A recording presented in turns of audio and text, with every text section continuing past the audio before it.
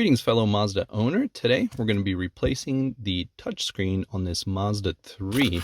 Mine, as you can tell, has some cracking going on here in the corners, and this cracking is actually going on the inside part, not on the outside. So that's going to be one of the reasons we're going to be replacing this. Another reason you may want your touchscreen replaced is if you're trying to get rid of a ghost touch issue.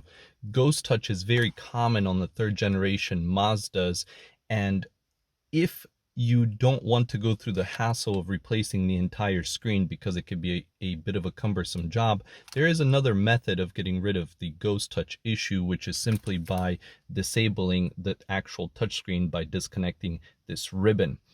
That method is obviously free of charge to do. However, it will leave you with an infotainment system where you won't be able to actually use the touchscreen itself. You'll still have all of the functionality of the system. However, you'll just have to use the captain's knob in the middle as opposed to the actual touchscreen. I do have a separate video going over the details of that particular process as opposed to actually replacing the touchscreen. Feel free to check out the video that I'm referencing in the description below. If you're having trouble finding where to purchase one of these screens online, check out the link in the product description below and you'll be able to get one of these yourself. So obviously, in order to replace the touchscreen, we need to be able to actually take this all out so that we could get to it. So the first step in doing this process is going to be to remove this black bezel piece right over here. Generally speaking, you'd want to use a pry tool or some sort of an old credit card to get in between here in order to separate all this so that you can pull it out. These can be pretty stubborn, so just take your time, be careful not to break any plastics or clips.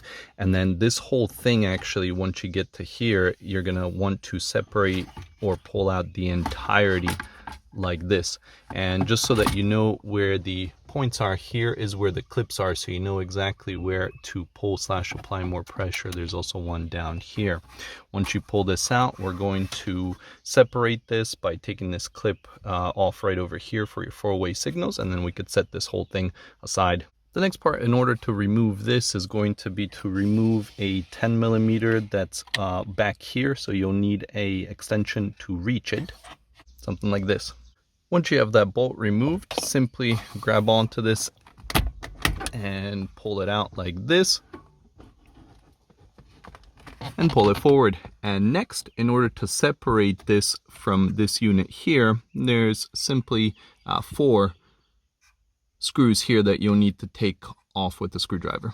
With the screws separated and out of the way, in order to obviously pull this away, make sure you unclip these bottom 2 clips right over here. Okay, now that this is free, we just need to separate it so that we can get the plastic base off. And again, we're just dealing with screws, so it's going to be 1, 2 down here, and then 2 over here so that we could separate the plastic base, and then we'll be left with just the screen. Once we are left with just the screen, we're going to take this inside so that we can show you how to actually get the touchscreen off. Once the screws are removed, just to warn you, there is a bit of adhesion right back here between the 2 pieces of plastic. So you're going to have to pull this out like this pretty decently, and you might feel like you're going to snap it, but don't worry. Once the adhesion releases, you'll be able to pull this out and separate this. And then you'll also, with those screws out of the way, this whole back cover will then come off. Okay, next we're going to take our project to a place where we can work with a bit more room. Now, the first thing in order to do here is to disconnect this ribbon. So this is the ribbon for the touchscreen. Unclip these little white things and then pull this out. Next, we're going to separate the metal bracket from the actual screen. And again, more screws, 1, 2, 3, and 4.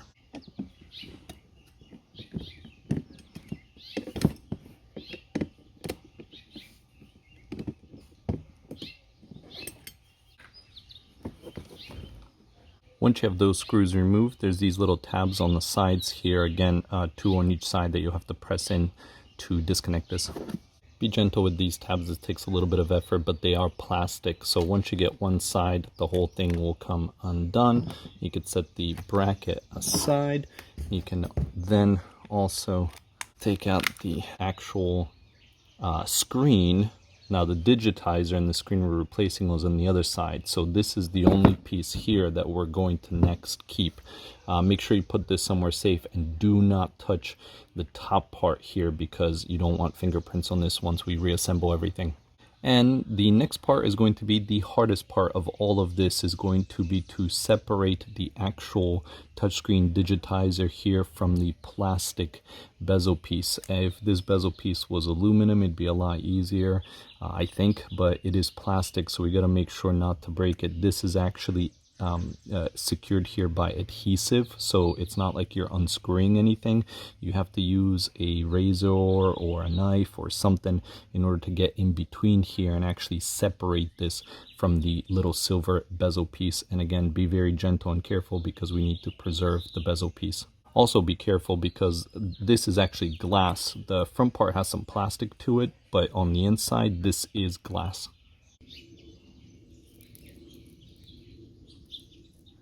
Don't worry if you start hearing some glass cracking as you're doing this. We're going to clean up later anyways because we got to get all this adhesive out of the way first before we can put the new screen on.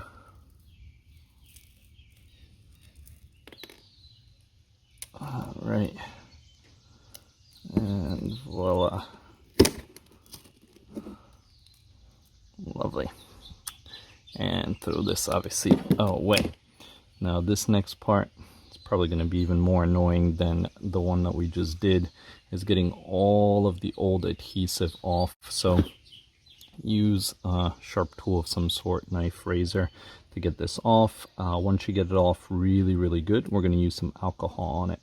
Once you've gotten the adhesive off as best you can, take some isopropyl alcohol. In my case, I have some alcohol pads, and then basically go around all over so that you can get this area cleaned up a bit before we put the new screen on.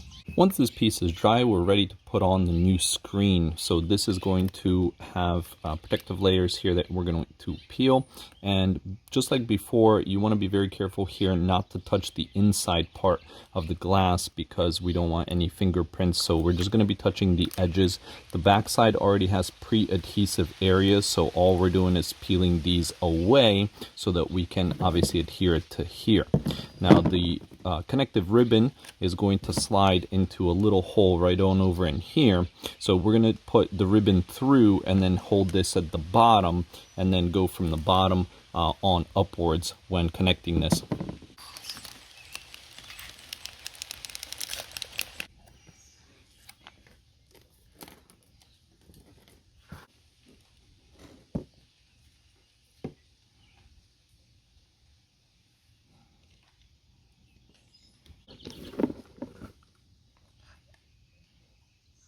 Okay, I have fed the ribbon through and now we're just at the bottom edge. So we're going to keep holding this at the bottom edge and then put this all together to adhere it. As you can see, I've kept the top protective screen on actually, and we'll peel this off at the very end. Now from here on out, to get everything back together in the car, you're basically going to do everything that we've done so far, just in reverse. Everything is put back together now, guys. So finally, we are ready to take the protective covering off, and we've avoided all fingerprints. Ta-da! And just like that, enjoy your new fixed screen.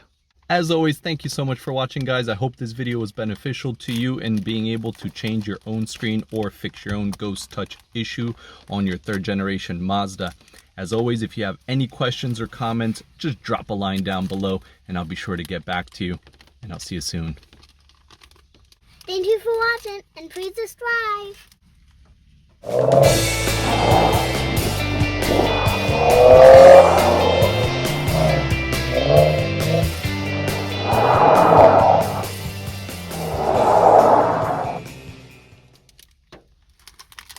And please subscribe. Wait, I shouldn't say that. Uh-oh.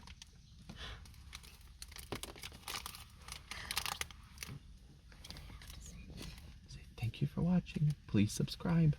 Thank you for watching, and please subscribe.